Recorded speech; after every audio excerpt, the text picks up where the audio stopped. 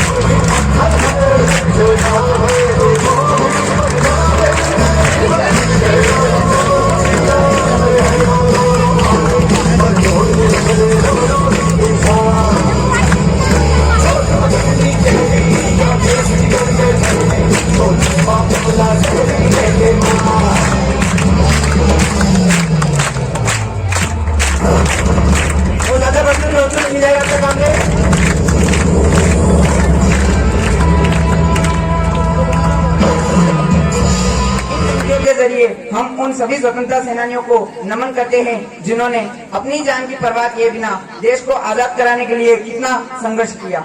सारे जहां से अच्छा हिंदुस्तान हमारा, हम बुलबुले हैं इसके, ये गुलिस्तान।